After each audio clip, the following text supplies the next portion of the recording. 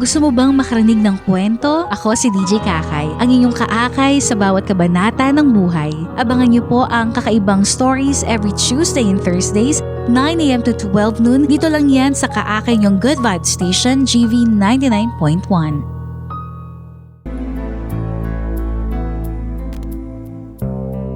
Strong independent woman, sa panahon ngayon, madami na ang ganyan.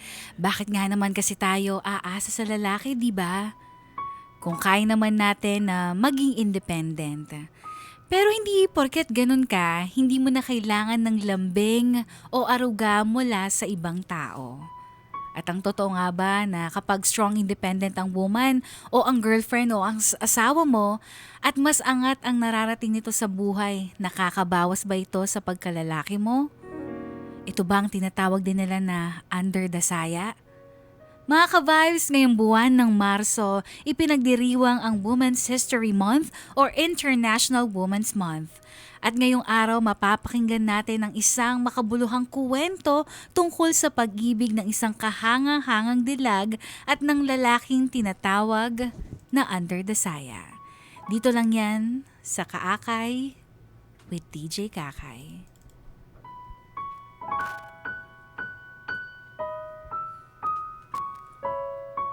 Magandang umaga, DJ Kakay. Ako nga pala si Miguel. Ang storya na ibabahagi ko ay tungkol sa relasyon namin ng aking girlfriend na si Priya. Para sa akin, siya ang pinakamagandang babae na nakilala ko. Bebs ang tawagan namin, DJ Kakay. First love at first girlfriend ko siya. Nagkakilala kami nung college. Second year ako noon sa kurso na BS Nursing habang si Priya ay first year sa accountancy. Malapit kasi ang dorm nila sa bahay namin at ang madalas naming pagkikita ay nagbunga sa aming magandang pagkakaibigan at relasyon. Bukod sa pagiging girlfriend, masasabi ko din na best friend ko si Priya, isang tao na katuwang ko sa lahat. Hi Priya, kanina ka ba naghihintay dito? Bebs, andyan ka na pala. Tsaka hindi naman gaano, kani-kanina lang. Sensya ka na ha, late dismissal kasi yung prof namin. Gutom na tuloy kami. Okay lang, ano ka ba? Habang wala ka, nagre-review lang din naman ako, kaya sulit yung oras. Taka lang, mukhang napagod ka nga ah. Sorry ah, gutom ka na ba? Huy, hindi naman ako napagod. Ano bang gusto mong kainin, Bebs? Tara, kain tayo. Ay, hindi ko ba nasabi sa'yo? Nagluto ako kanina. May baon tayo ng pananghalian ngayon. Talaga? Uy, ano namang niluto mo, Bebs? Eh di sinigang na bangus, paborito mo. Ikaw naman, nag-abala ka pa? Ano ka ba Bebs? Mas ayos na iyong ganito kaysa kumain na naman tayo sa kantin o sa labas. Mas tipid na to, hindi ba? Aba, buti naisip mo yan. Pero salamat napaka-caring mo talaga. Siyempre naman, kasi ang sarap-sarap alagaan ng girlfriend ko. Kaya dapat lang na maging caring, di ba? Tara na nga, kumain na tayo. Gusto ko nang tikman yung sinigang na bangus na yan. Pakiramdam ko tuloy, kumukulo itong tiyan ko, Bebs. Nako, siguro hindi ka na naman nag-umagahan, no? Ay, nabuking ako. Sorry na, Bebs. Priya naman, di ba sabi ko sa'yo, huwag kang magpapalipas ng gutom. Sorry na, Nurse Miguel. Nakalimutan ko lang, meron nga pala akong super strict na future nurse. Nako, Priya, wag naman sana na ikaw ang una kong pasyente, ha? Sira, oo na, kakain na ako ng umagahan. Nakalimutan ko lang kanina kasi muntikan na akong malate sa klase. Eh di sana sinabihan mo ko, eh di sana napadalhan kita sa classroom nyo. Wag na, no? Baka magselos pa sila kapag nakita nila kung gaano ka-husband material ang boyfriend ko. Naku, maiinggit sila. Ikaw naman? Naisip mo pa yon? Alam mo nga, lagi kang tinatanong sa akin ng mga coworker ko, ang swerte-swerte ko daw sa'yo. At ano namang sinabi mo? Sabi ko, aba syempre, totoong napakaswerte ko sa boyfriend ko. Updated sila sa relasyon natin kasi pinagyayabang kita. Baka future nurse yan, pinaka-caring, pinaka-pogi. Grabe mo naman akong ipagmalaki, Bebs. Kahit naman 5'6" ka lang, parang 7-footer ka kapag pinagmalaki kita. Priya, grabe ka din mang-asar. Matalino si Priya, DJ Kakay. Masayahin kahit na masasabi ng lahat na strong ang personalidad niya. Isa ko pang or nakagustuhan talaga sa kanya ang pagiging hardworking niya na tao. Working student siya kagaya ko. Ang kaibahan lang, 2 ang part-time niya habang nag-aaral at siya mismo ang nagpapaaral sa sarili niya. Hindi lang yon, breadwinner din siya ng kanyang pamilya sa probinsya. Talagang ginagapang ni Priya ang sarili niya para lang makapagtapos ng kolehiyo. Lubos akong humahanga sa kanya, DJ Kakay. Nakatulong siya sa akin para maging motibasyon ko sa pag-aaral noon. Siya ang kinukuhanan ko ng lakas sa araw-araw. At dahil hirap noon si Priya, ginusto ko na tulungan siya sa paraan na makakaya ko. May mga panahon kasi na hirap siya sa pera. Madami siyang financial problems at isa na doon ang renta sa dorm na tinitirhan niya. Seryoso ka ba, Miguel? Papahirapin niyo ako ng 10,000? Oo naman, Bebs. Kinausap ko na si auntie at pumayag naman siya. Dapat siguro, hinarap ko muna si Tita Wilma, Bebs, bago ko tanggapin itong pera. Bebs, hindi na kailangan. Sige na, ibayad mo na sa dorm mo.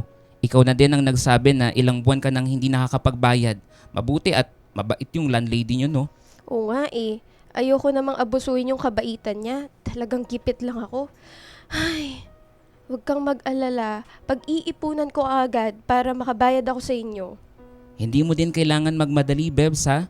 Hindi ka naman namin kaagad sinisingil. Pero kahit na, nakakahiya sa inyo ni Tita Wilma. Pera niya to eh. Huwag kang mag-alala. Naiintindihan naman ni auntie.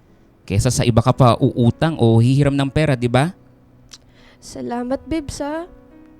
Salamat talaga sa inyo ni Tita. Boyfriend mo ako, Priya. Okay lang sa akin. Hindi mo na kailangan magpasalamat pa.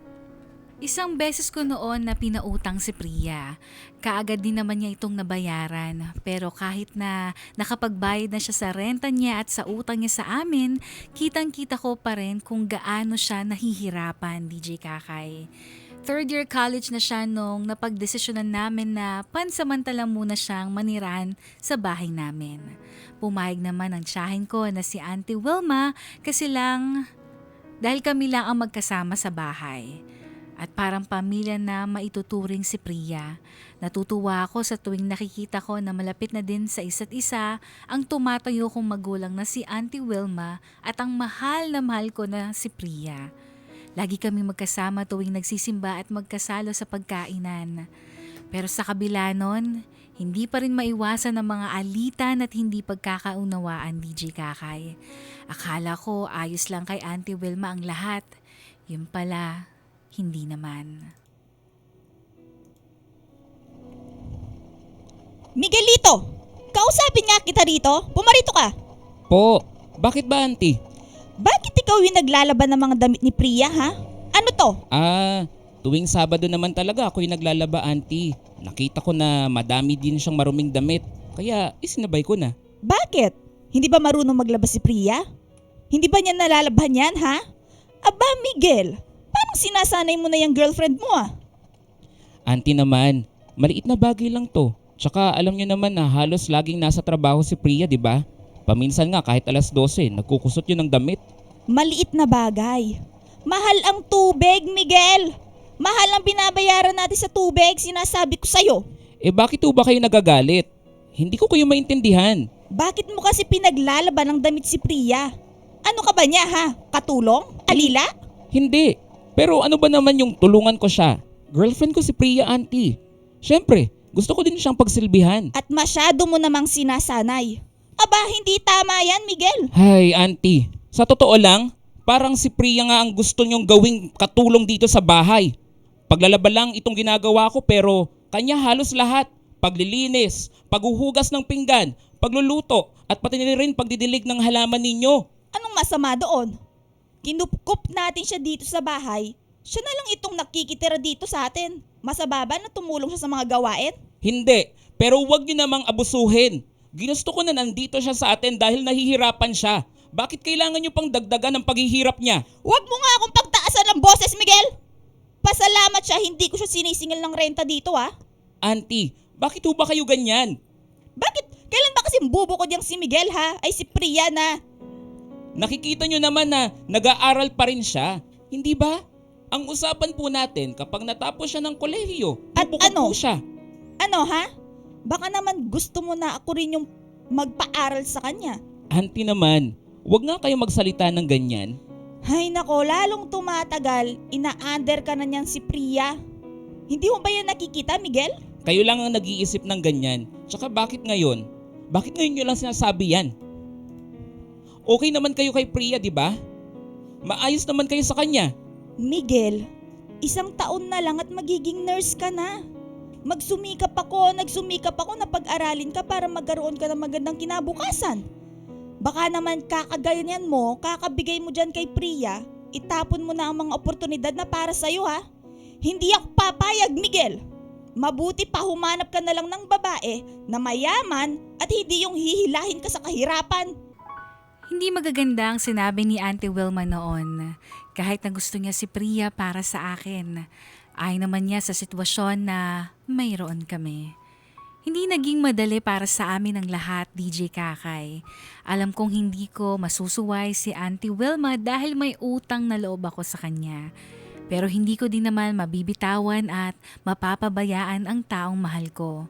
Simula noon tila inilayo ko na din si Priya kay Auntie Wilma dahil ayoko na mas uminit pa ang tingin nito sa kanya. Paglipas ng mga panahon, naging okay naman din ang lahat, DJ Kakay. Nung nakagraduate na ako at 4th year college na si Priya, napagpasyahan namin na lumipat na ng tirahan. Naghanap kami ng isang maliit na apartment. Halos ako naman ang doon na tumira dahil hindi ako sanay na mawalay sa kanya. Nagpatuloy lang ang aming relasyon, DJ Kakay, kahit na komplikado ang mga sitwasyon na pumapalibot sa amin. Nananatili pa rin kami na matatag para sa isa't isa. Yun ang isa sa mga ipinagmamalaki ko sa aming relasyon. Lumipas ang 5 taon, DJ Kakay, simula ang... sino ang mag-aakala na malalampasan namin yon? Pero yun pala, nagsisimula pa lang ang mga pagsubok noon sa aming buhay at sa aming relasyon. Naging nurse ako sa isang pribadong hospital habang si Priya naman ay isang napakasipag na financial advisor at businesswoman. Hindi ko alam kung ano pa bang itatawag ko sa mga trabaho niya dahil lahat talaga ay ginawa na niya para makamit ang success na natatamasa niya. Bilang nobyo niya, ako na yata ang pinaka-proud sa kanya, DJ Kakay. May mga nagsasabi na maswerte siya dahil mapera na siya ngayon. Pero para sa akin, dahil sa pagsisikap niya ang lahat, ang pagiging sobrang hardworking niya simula noon pa man.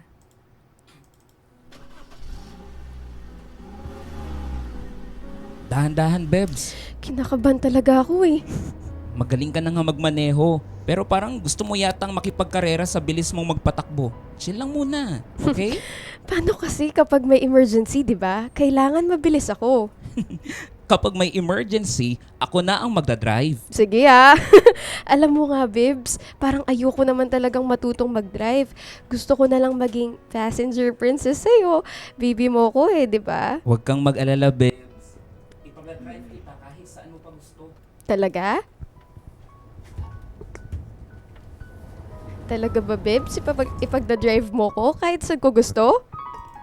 Oo naman. Prinsesa yata kita, Bebs. Kaya love na love kita eh. Alam mo ba, Bibs, hindi pa rin ako makapaniwala sa totoo lang. Naalin, Bebs? Na meron ka ng bagong sasakyan? Oo, tsaka itong kasama na kita ngayon. Para sa akin, parang hindi pa rin totoo ang lahat. Sino bang mag-aakala na mangyayari lahat to, di ba? Alam mo, hindi din ako makapaniwala, Bebs. Pero alam mo, proud na proud ako sa'yo. Nakamit mo lahat ng to dahil sa pagsusumikap mo. Talagang lagi kang nakasuporta sa akin, no, Bibs? Ano pang mahihiling ko? Parang nasa akin na lahat kapag kasama kita. Alam mo naman na naniniwala lang ako sa kakayahan mo. Naniniwala ako na kayang-kaya mong lahat, Priya. Kaya nga, hangang-hanga din ako sa'yo. Parang kapag kasama kita, walang imposible. Grabe naman, kinikilig ako ah. Parang Wonder Woman naman ako, na kayang-kaya lahat. Wonder Woman ka naman talaga, Bebs.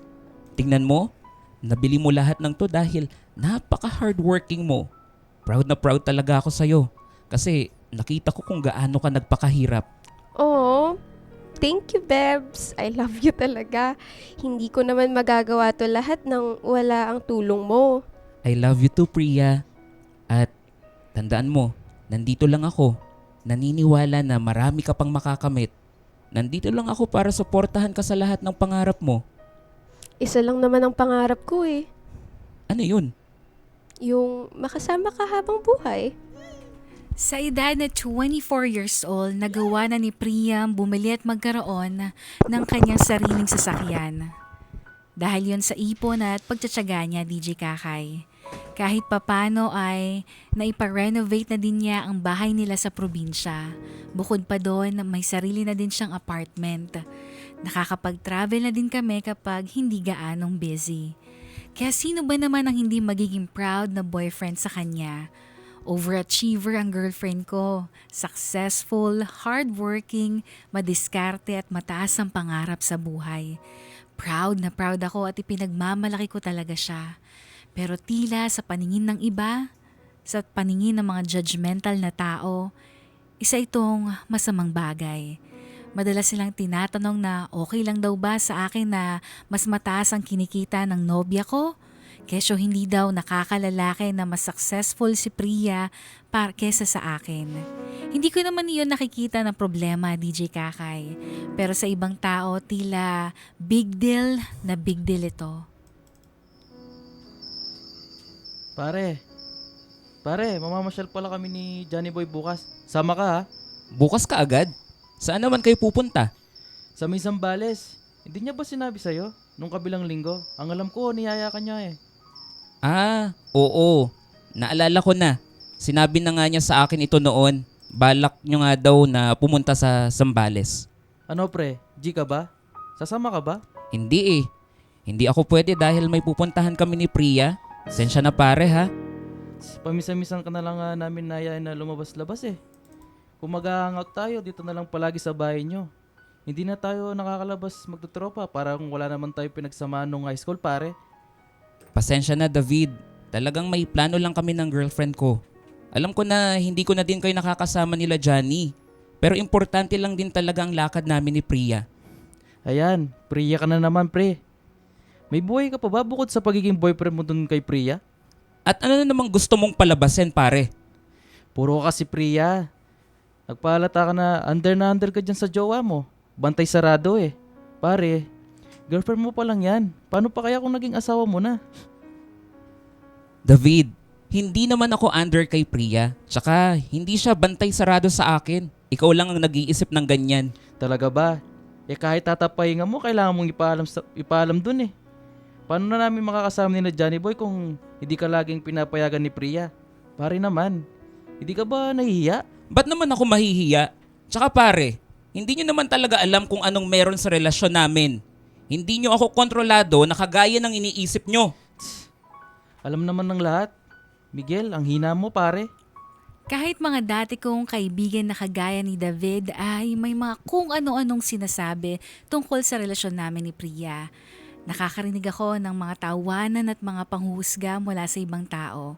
Madalas tungkol sa pagiging under the saya ko. Paminsan naman ay pagiging controlling at bossy na girlfriend ni Priya sa akin. Pero hindi naman nila alam ang totoo, DJ Kakay. Mahilig lang silang manghusga sa nakikita nila sa panlabas na sitwasyon. Hindi nila alam kung ano talaga ang relasyon at pinagdadaanan namin ng girlfriend ko. Nag-away kayo ni David? Ay, opo auntie. May naging sagutan lang kami kanina. Tama naman kasi yung sinasabi ni David. Bakit ba kasi nagpapa-under ka dyan kay Priya? Paano pa kaya kapag naging mag-asawa na kayo, ha? Auntie naman, pati ho ba naman kayo? Sinasabi ko lang yung nakikita ko, Miguelito. Aba, ano na lang sasabihin ng ibang tao? Ayoko na pong makipagtalo pa sa inyo, auntie. Wala naman akong pakialam sa sinasabi ng iba. Kung ikaw wala kang pakialam, pwes ako meron. Ako ang nagpalaki sa'yo. Hindi ka ba nahihiya na ganyan ka? Parang masyado kang kinakawawa ni Priya porket mas mataas yung sahod niya sa'yo? At kailan niya naman ako kinawawa, auntie? Naririnig niyo ho ba ang sarili ninyo? Alam niyo na kahit noon pa man, hindi ganun si Priya. Girlfriend mo pa nga lang siya, pero under the saya ka na. Daig niyo pang mag-asawa. Huwag mong masabi-sabi na balak mong pampakasalan yan, ha? Oo, papakasalan ko si Priya. Handa na akong pakasalan siya. At kahit nirerespeto ko kayo, auntie, wala na akong pakialam sa opinyon ninyo kung ganyan kayo manghusga. Aba, Miguel! Napakayabang mo na? Nag-aalala lang ako sa'yo. At baka nakakalimutan mo na ako ang nagpaaral sa'yo. Kinupkop at pinatira kita dito. Pati yang si Priya, dito na din sa bahay ko. Pero kayo pa ang mga walang utang na loob. Auntie, tama na. Kontento ka na sa ganyang buhay mo na ganyan, ha? Ano po bang masama kung ganito ang buhay ko? Anong masama? Mas mataas pa ang sahod ni Priya sa'yo. Nurse ka nga, pero sinasabi ko sa'yo, wala kang mararating kung mananatili ka dito sa Pilipinas. Ilang beses na kitang sinabihan na mag-ibang bansa, pero laging si Priya ang nasa isip mo. Sayang lang ang pagpapaaral ko sa'yo. Isang malaking pag-aaway ang nangyari sa amin ni Auntie Wilma. Hindi ko inaasahan na kahit hanggang ngayon ay may masasabi pa rin siya tungkol sa relasyon namin ni Priya. Noon minamalit niya si Priya. Ngayon naman ako nang maliit sa paningin niya. Apektado si Auntie Wilma na mas mataas ang kinikita ng girlfriend ko. Kahit na nurse na ako, parang kulang pa rin para sa kanya. Ang gusto kasi niya, mag-ibang bansa ako. Sa US, London o sa Canada dahil mas mataas raw ang sahod. Masama ba na maging kontento sa anong meron ngayon, DJ Kakay? Para sa akin, masaya naman ako na maging nurse kahit na hindi ganon kataas ang sweldo. Ito naman kasi ang pangarap ko. Ito naman yung passion ko. Bakit kailangan maging big deal kung mas successful ang girlfriend ko? Hindi ko naman kinakahiya ang aking sarili. Ganon din si Priya sa akin. Hindi ko kailanman naramdaman na mahina akong lalaki dahil lang sa mas magaling sa akin ang girlfriend ko. Diba, sinabi ko naman sa inyo, huwag niyong pabayaan yung trabaho niyo. Ano ba naman yan? Napakasimpleng bagay pero hindi niyo pa magawa. Asan ba yan si Jefferson? Talagang pagsasabihan ko yan bukas. Ang daming bilin sa inyo pero ni isa, wala kayong sinunod. Hay!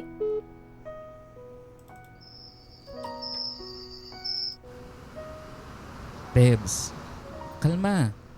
Ayos ka lang ba? Sino yung kausap mo? Mukhang madaming problema ka. Wala, Bebs. Maliit na bagay lang. Teka, hindi ko napansin na dumating ka na pala. Kanina ka pa ba? Ngayon lang din. Anong oras na Hindi ko inaasahan na gising ka pa pala. Hindi kasi ako makatulog, Bebs. Madami pa din akong kailangan tapusin. Nako, ayan ka na naman. Halika nga. Imamassage kita para naman maging masarap ang tulog mo. Oo. Ang hirap maging strong, hardworking at independent woman kapag may boyfriend ka na sobrang caring. Sabi ko naman sa'yo, di ba? Masarap ka lang talagang alagaan. Hindi ka naman ba magsasawa sa pag-alaga sa akin, Bebs? Siyempre hindi. Kaya nga ako nag-nurse, di ba? Tsaka, basta sa'yo, Bebs, hindi ako magsasawa. Habang buhay kitang aalagaan. Ang swerte ko talaga sa'yo. Meron akong boyfriend na sobrang husband material. Alam mo nga, kilala ako ng lahat na strict at mataray pagdating sa trabaho. Strong independent woman nga, di ba? Pero pagdating sa'yo, ang sarap magpa-baby. Ang sarap ng pakiramdam na nakadepende ako sa'yo. Baby naman kasi talaga kita. At kahit strong independent woman ka pa, perfect wife ka pa rin sa akin. Kaya aalagaan kita. Kahit natatalo kita sa billiard at chess? Kahit natatalo mo din ako sa basketball, Priya, wala eh. Taob na taob ako sa galing mo. Halika nga, ikaw ang imamasahe ko. Pagod na pagod ka na sa shift mo sa hospital. Deserve mo din ang hugs and kisses ko. Sige nga, tanggal lahat ng pagod ko. Wala naman sa akin ang sasabihin ng ibang tao. Basta masaya kami parehas ni Priya. Pero syempre, ayoko din na maging problema namin yung mga sinasabi ng naririnig namin sa iba. Importante sa amin ang malinaw na komunikasyon, DJ Kakay. Alam ko na hindi rin siya matutuwa kung malalaman niya na ganoon ang tingin sa kanya at sa akin ni Auntie Wilma. Isang araw dumating ang pinsan ni Priya na mula sa ibang bansa. Ang pangalan niya ay Chrissy. Friendly naman siya. Ayun nga lang, parang nasobrahan. Ilang araw din siyang nakituloy sa apartment ni Priya. Pinakilala naman ako noon ni Priya bilang boyfriend niya. Pero sa tuwing bumibisita ako, parang merong mali. Hanggang sa isang araw narinig ko ang mga sinasabi ni Chrissy sa girlfriend ko. At doon ako nabahala. Cuz, ask ko lang Tungkol naman saan? about kay Miguel. Anong Miguel? Miguel yung pronunciation ng pangalan niya, no? Ikaw talaga. Whatever. Alam mo, ask ko lang, may bala ka bang pakasalan si Miguel? Oo naman, halos 8 years na kami. Doon din naman papunta yun eh. Handa na ba siya? Ikaw, financially stable ka na. Pero si jowa kas mo, hindi pa. Alam mo, hindi enough yung sahod niya. Kung ako sa'yo, maghanap ka na ng mas mayaman pa sa'yo. Hoy, Chrissy, hindi ko gusto yung mga sinasabi mo ah. Why? Advice ko lang naman sa'yo as your cousin. Ay, pwede ba? Masaya ako sa relasyon ko kay Miguel. Di ko kailangan ng walang kwenta mong advice. Dumaan din ako sa ganyan. Ako yung naging sugar mommy at provider ng mga lalaki. Oo, masaya nga. Pero, iba pa rin kapag mas mayaman sa yung jowa mo, no? Iba yung saya. Promise. Hindi naman ako sugar mommy ni Miguel. Kumikita siya ng kanya. Nurse siya. Tingin mo ba basta-basta lang yung trabaho niya? Nurse? Pero pang mahirap naman yung sahod niya dito sa Pinas. Priya, maging practical ka naman. Alam mo, kung wala kang matinong sasabihin, manahimik ka na lang, Chrissy. Ikaw, alam mo, sayang ang ganda mo. Morena ka. Pitit. Yan ang habulin ng mga afam. Buti pa, may afam ako na irereto. Chrissy, tumigil ka nga. Hindi ako kagaya mo. Hindi ako kagaya mo na may jowang Pilipino para may tagakamot ng katimo tapos may sugar daddy na afam para may tagatustos sa luho mo. Nasa kwarto lang ako noon, kakagising ko lang at yun ang una kong narinig mula sa kanila. Sa totoo lang, hindi din naman maganda ang relasyon ni Priya kay Chrissy. Ang nakukwento niya sa akin noon na artihan siya dito at iniiwasan niya din talaga ang pinsan niya dahil may pagka-oportunista at gold digger raw ito. Hindi na nagtaka si Priya na nakayang sabihin niyo ni Chrissy sa kanya. Pero hindi naman niya hinayaan na basusin at disrespetuhin ni Chrissy ang relasyon namin. Matapos noon ay napauwi na niya kaagad si Chrissy at hindi na ito bumalik pa. Ayoko naman na hindi maganda ang relasyon ko sa pamilya ni Priya. Sinubukan ko na makitungo ng maayos sa kanila pero ganito pala ang mangyayari. Hindi ko tuloy maiwasan na isipin noon kung karapat dapat ba talaga ako para kay Priya.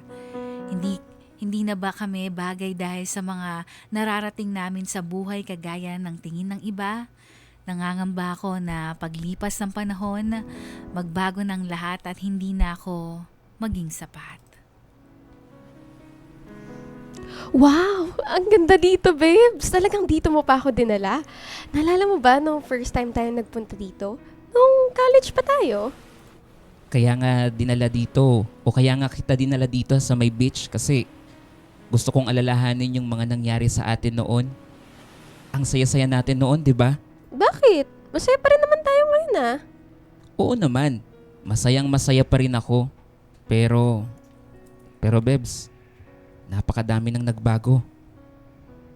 Itong lugar na to, at saka kahit tayo mismo, aminado naman ako.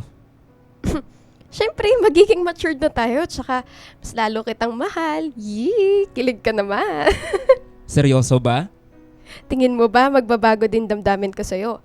Aba, hindi no. Mas lalo lang madadagdagan. Delikado na to, babes. Baka mabaliw na ako sa'yo neto. Ako nga, baliw na sa'yo. Ay sus, ikaw talaga. Pero, seryoso Priya, hindi ka ba nahihiya? Wala pa akong naipupundar.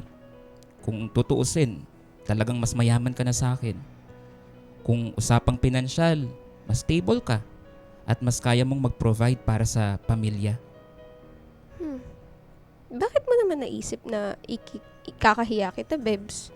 Anong ikakahiya ko? Napakagaling mo naman na nurse. Proud na proud din ako sa'yo, di ba? Pero hindi ako kasing successful mo.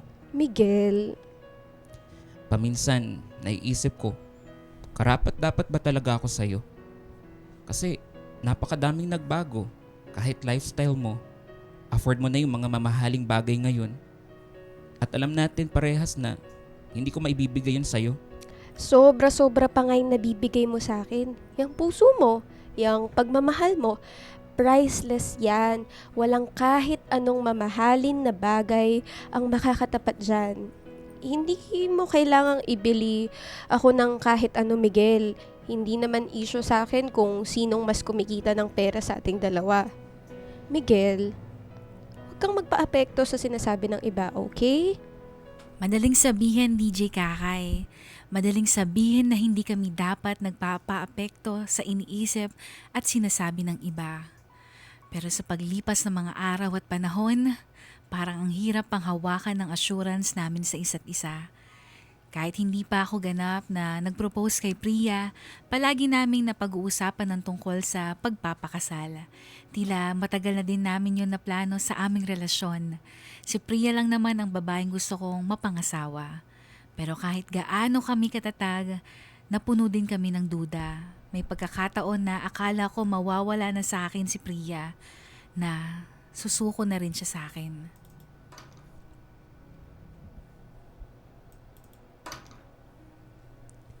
Priya, andito ka lang pala. Kahina pa ako tumatawag sa'yo ha. Mukhang nabisi ka yata. Oh, Miguel, ano ginagawa mo dito? Nagpunta ako sa condo. Wala ka pala. Buti, nagbakasakali ako dito sa burger place mo at naabutan kita. Sorry, Bebs. Short staff kasi sila, kaya nandito din ako para tumulong. Tutulong din ako. Ano ba yung pwede kong gawin? Nakapang nurse uniform ka pa, oh. Dapat magpahinga ka na lang sa kondo. Pero Priya, kailangan nyo ng tulong. Tsaka ilang araw na din kitang hindi nakakausap at nakikita. Hindi mo ba ako namimiss? Sensya ka na. Madami lang akong ginagawa at iniintindi. Alam mo naman na sunod-sunod yung problema dito sa franchise ko. Hindi ko sinasadya na hindi ka kausapin, Bebs. Pwede bang kausapin muna kita sa lugar na tayo lang dalawa? Kahit 5 minutes lang. Gusto lang kitang masolo.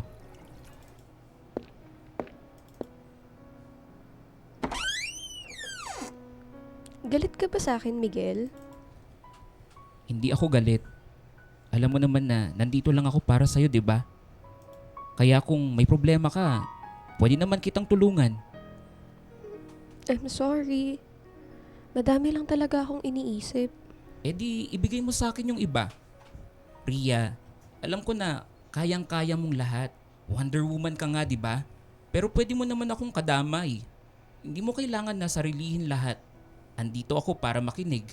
Andito ako para makatulong at pagaanin kapag mabigat na yung dinadala mo.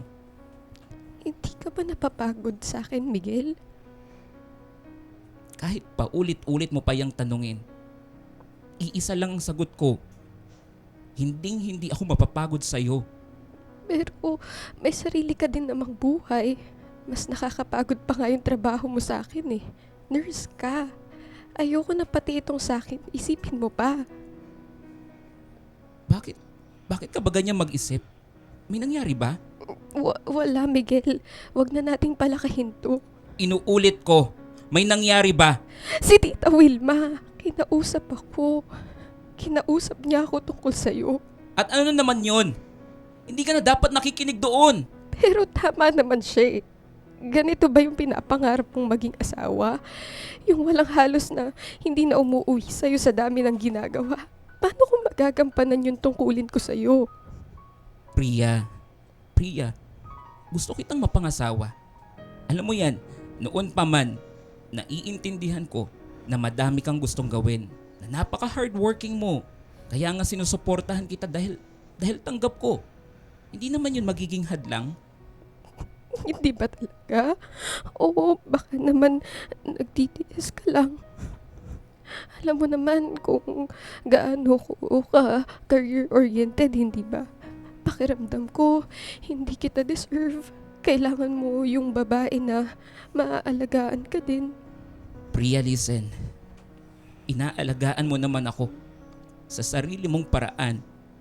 Nag-iisa lang naman ang gusto ko na pakasalan.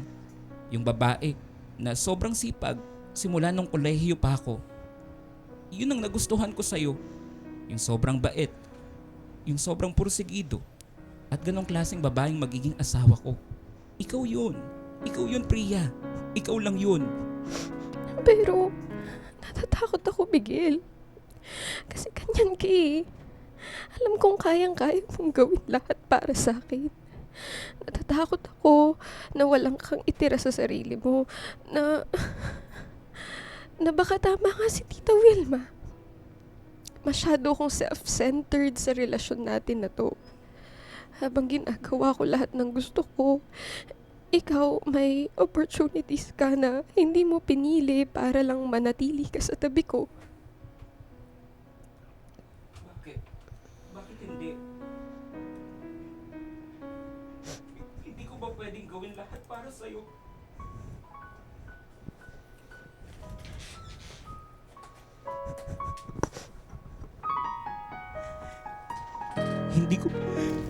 Hindi ko ba pwedeng gawin lahat para sa'yo? Hindi ba ako pwedeng manatili sa tabi mo? Habang tinutupad mo yung mga pangarap mo. Ang tanong ko, makukontento ka ba? Hindi ka ba maapektuhan sa sinasabi nila? Kahit si tita, hindi niya tanggap. Baka tama nga siya na mas magiging masaya ka kung magtatrabaho ka na lang sa Amerika. At ano? Iiwan kita. Iiwan kita, Priya. Hindi. Hindi ko kaya. Akala mo ba? Akala mo ba ikaw lang yung natatakot? Natatakot din ako na baka hindi na ako sapat sa'yo. Ilang beses ko din sinisisi ang sarili ko kung bakit hindi ako naging kasing pursigidong kagaya mo. Kung bakit hindi ako mas nagsumikap para naman mas mataas yung sahod ko kesa sa'yo. Pero Priya, yun ang problema. Yun ang problema ko. Matagal na akong kontento. Kontento ako sa'yo. Kontento ako sa atin. Wala akong pakialam kung maging under the saya pa ako. O kung kontrolin mo itong buong buhay ko. Mahal kita. Mahal kita, Priya. Talagang bawat buhay at bawat relasyon may mga kaharapin na pagsubok. Sa aming dalawa, marahil ayun na ang pinaka naging masakit at mabigat na usapan namin. Kung paminsan tingin natin wala na tayong maiali pa sa taong parang nasa kanya na ang lahat, pakiramdam ko tanging pagmamahal ko lang ang maibibigay ko kay Priya. Nangangamba pa nga ako kung ito ay sapat. Pero hindi ako sumuko, DJ Kakay. Hindi ako sumuko dahil mahal na mahal ko si Priya. Nasasabihan man ako ng hindi nagpapakalalaki sa relasyon namin dahil hindi ako ang naging provider sa aming dalawa. Ngunit isa lang alam ko. Kaya kong ipaglaban ang pagmamahal ko para kay Priya. Kahit ano pang sabihin ng ibang tao o ni Auntie Wilma, wala din siyang nagawa noong nagpakasal kami ni Priya. 1 taon ko din iyon na pinag-ipunan, DJ Kakay. Nagsumikap talaga ako para mabigay ang dream wedding ng babaeng pinapangarap kong makasama habang buhay. Ikinasal kami ni Priya at makalipas ang 6 na buwan ay nagdalang tao na siya. Noong mga panahon na yon, hindi lang ako under the saya, talagang under na under pa. Ikaw ba naman na magkaroon ng asawang buntis at laging mainit ang ulo? Isa sa napakalaking blessing naman para sa amin nung dumating ang anak namin na si Primo. Dahil gusto kong tutukan ng pagpapalaki sa kanya, mas pinili ko ang mag-resign bilang nurse noong 4 years old na si Primo. Kamusta tulog mo? Eto oh, pinagtimpla na kita ng kape at nagluto na din ako ng umagahan. Ang sweet talaga ng asawa ko. Ano naman to niluto mo? Ang aga mo nagising ah. Siyempre, sinigang na bangus, favorite ng pinakamamahal ko. Ay, perfect! Magbabaon din ako dito sa opisina. Maiinggit na naman ang mga coworkers ko. Oh, bakit ka naman tumatawa dyan? Wala, naisip ko lang na parang kailan lang no, nung college tayo, pinagluluto kita ng pagkain at pinagyayabang mo pa ako sa mga kaklase mo. Sabi mo din, maiinggit sila kesyo husband material ako. Tingnan mo naman ngayon, mag-asawa na tayo. Talagang husband mo na ako. At sa mga co-workers mo naman, ako pinagmamayabang ngayon. Oo nga no, 17 years old pa lang tayo nun. Teenagers pa lang tayo. Ang bilis ng panahon. Baka mamaya hindi na natin namamalayan ay senior citizen na tayo. Nako, Miguel, kahit kulubot na ang balat mo at uugod-ugod ka na, ipagyayabang pa rin kita. Baka nga lang dun sa mga matatanda na kasama kong nagbibingko. At maiinggit sila kasi kaya pa rin kitang ipagluto ng sinigang na bangus. Mismo, ang perfect kaya nung mister ko. Oo na, sige na. Kuhang-kuha mo talaga ako sa mga ganyan eh. I love you, Bebs. Mahal din kita, asawa ko. Medyo magagabi pala ako ng uwi mamaya. Pwede bang sunduin mo na lang din ako? Oo naman, mas maganda na yun kesa magbiyahe ka pa o ikaw ang mag-drive. Tsaka ihahatid kita ngayon. Total, pupunta naman dito si auntie. Nagpresenta siya na alagaan ng apo niya. Miss na din niya si Primo. Speaking of, baka si Tita Wilma na yun. Nasaan si Primo? Nasaan ang apo ko? Ang aga-aga, ang taray niyo kaagad, auntie. Tulog pa po sa kwarto niya si Primo, tita. Eto po, kita sa CCTV kaya kahit nandito kami sa baba, nasusubaybayan namin siya. Halika, kumain ho muna tayo ng umagahan, nagluto si Miguel. Ay sige, mukhang masarap yan Talagang magaling nang magluto itong si Miguel May sarili ng recipe. Syempre, auntie. Favorite yan ni Mrs. Specialty ko na yan. Akin na, ipagsasando ko na kayo ng kanin. Sige, damihan mo Magpapakabusog ako, iho. Naku, tita, sabaw pa lang po. Ulam na. Ang galing talaga ng asawa ko. DJ Kakay, ngayon ay isang ganap na akong house husband. Matapos kong mag-retire, tinutukan ko na lang ang mag-ina ko. Nagpatuloy si Priya bilang isang financial advisor. Bukod pa doon, mas nadagdagan pa ang business niya o ng aming pamilya. Ang ilan doon ay ako na ang nag-aasikaso at nakahawak. Yun na lamang ang pinagkakabalahan ko bukod sa pagiging isang ama at asawa. Hanggang ngayon o lalo na ngayon nakasal na kami ni Priya, mas madami pa rin ang nagsasabing under the saya daw ako. Pero naisip ko, masama ba ito? Kontento ako sa ganitong buhay, DJ Kakay. Ipinagmamalaki ko pa dahil sila ang pinakamahalagang parte ng buhay ko. Hindi problema sa akin ang under ako sa misis ko. Para sa akin, pag mahal mo, susundin mo. Hindi man ako naging successful na nurse na nakapagtrabaho sa ibang bansa at nagpayaman doon. Pero iba din naman kasi talaga tayo ng definition ng tagumpay sa buhay, hindi ba? Ang success para sa akin itong buhay ko ngayon kasama si Priya at Primo. Kontento at successful na under the saya na house husband. Para sa akin, hindi naman ikinaliliit o ikinababa ng isang lalaki ang pagiging under sa asawa niya.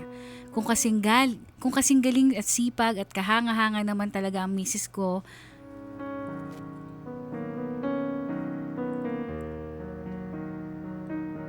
kung kasing galing, sipag at kahanga-hanga naman talaga ang misis mo kagaya ni Priya, hindi ba't kailangan mo talagang pagsilbihan at tratuhin siya na parang reyna? Kaya sa mga mister dyan, sundin at pahalagahan natin ang ating mga asawa. Masyado nang nasasanay ang ating lipunan na lalaki ang madalas na may mga career sa labas habang ang babae ang nagpapakahirap sa loob ng tahanan. Laging ang tatandaan, wala naman talagang role na nararapat dyan. Kayang-kaya din ng mga babae ang magsikap para sa buong pamilya nila at kaya din ng mga lalaki na gumanap sa tungkulin sa gawaing bahay. Maraming salamat DJ Kakay. Salamat sa pakikinig. Ako ulit si Miguel at pansamantala na dito nagtatapos ang aming kwento.